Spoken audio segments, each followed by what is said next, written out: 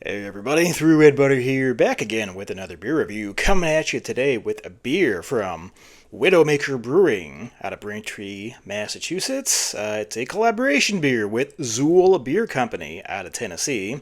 It is a double IPA, 8.5% alcohol by volume. It is Widowmaker and Zool, double dry hopped, the Wickedest Hands of Doom. There we go. Say that 30 times fast. Or not. You don't have to. I believe the story behind this, according to the Instagram page, is that was the World Beer Cup they met up at. They were competing in the same Hazy IPA category. Zool beat out Widowmaker, and they got together and they collaborated. They took the best elements of that year's entry for that category, and boom, you get this. They previously released just standard Wickedest Hands of Doom. This is the first time they've canned, maybe even the first time they've even made double dry hopped Wickedest Hands of Doom. And what is in the beer? Here we go. We got Nelson Citra and Comet pellet hops. We have Citra Cryo Citra Quantum, Nelson Quantum, and Comet CGX. Cryo and CGX being concentrated hop pellets, and Quantum being a concentrated hop extract. Boom. That's the story. All right.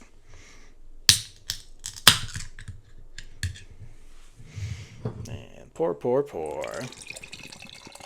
So a lot of highly concentrated ingredients going on into this. Let's see how the beer turns out. I'll tell you right now, it is pouring out a dirty, dirty girl. All right, so is that gonna show up good? I don't know.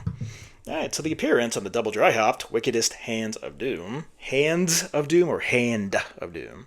Hands, plural. Wickedest Hands of Doom. I'll try not to say the full name every time, but no promises made. We've got a filthy, murky body, completely turbid, can't see anything through it. Your classic haze boy coming in. Yellow in color. Yeah, not quite hitting that sunset orange, as I'd classify it more as part of the yellow end of the spectrum. And the pour produced just about 2 fingers of type white bright head. Very nice. Let's get to Aroma. Double dry hopped. Wickedest Hands of Doom.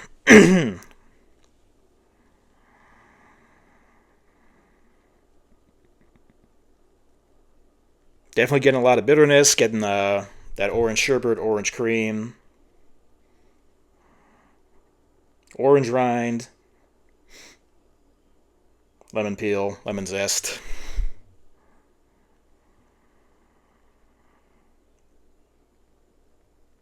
Some tropical notes, white grape, white wine notes.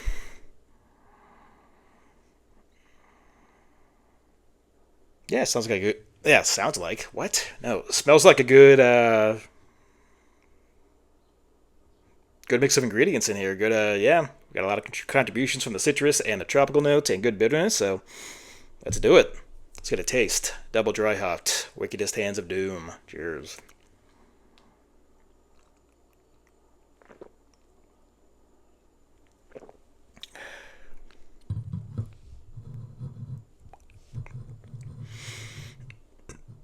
Whew. That is a big bitter boy, but not in the sense of like a very acidic hop oil. This is, whoa. Man, almost a palate destroyer in a way.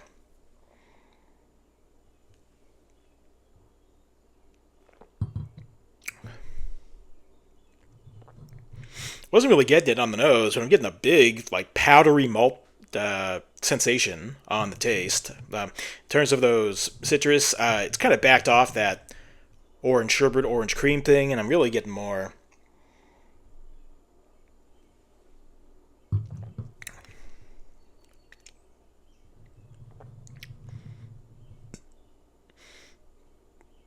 Yeah, we're just kind of going. What I'm getting here is like pure like orange peel, lemon peel, citrus zest. Not like really juicy in terms of the citrus, but I'm getting those zesty orange rind, orange peel kind of things going on. Minimal. The nose was more prominent, I think, on the Nelson with those like tropical white wine kind of things. They're still here, but it's much more subdued.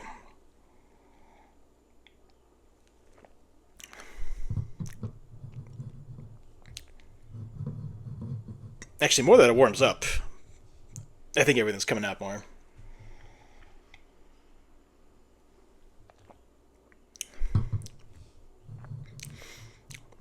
Actually, yeah. Now I'm getting more of that Nelson, more of that orange sherbet. Okay, yeah. It wasn't as in my face on the first few sips, but it's definitely there. Maybe just had to get acclimated to it. And still, surrounded by all that bitterness I have in the nose, and also front and back, it's definitely got the bitterness going on, but I think now it's the more I let it go, the more it's opening up to the Citra in the Nelson.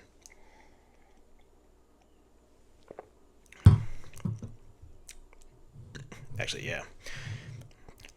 Body is nice and full and soft and creamy. Oh, it is just a pillowy, soft experience. The bitterness I thought was going to be a palate wrecker, but no, it is very drinker friendly, very approachable, very could almost be refreshing in a way, but I wouldn't say that really for an 8.5%, which, by the way, no alcohol at all. I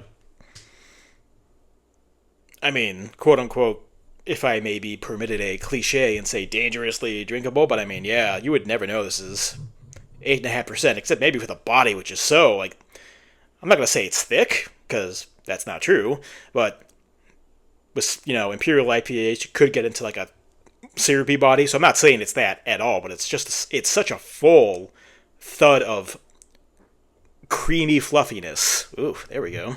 There's the name of the autobiography.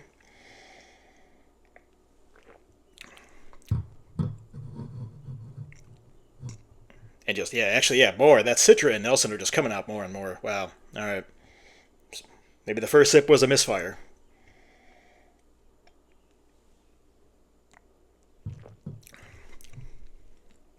Very nice. So, that's our final score, final verdict, final rating.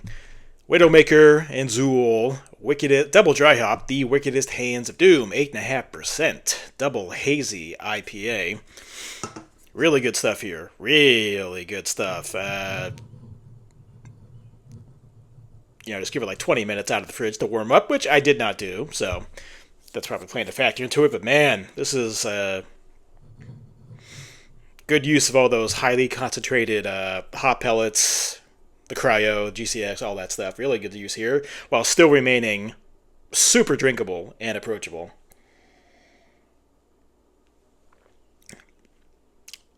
But also attacks you with that all that bitterness you would expect for 8.5%. Man, this is actually really good stuff. So I'm gonna go like an 8.6 out of 10. Big score for me. Yeah, 8.6. Yeah, if you're in the area, absolutely swing by Widowmaker and pick this up. 8.6 out of 10. Widowmaker and Zool, double dry hopped, the Wickedest Hands of Doom. And yes, I said the full name every single time, so that's points for me. Nice. That's going to do it for me, Through Red Butter. Till next time. Cheers, everybody.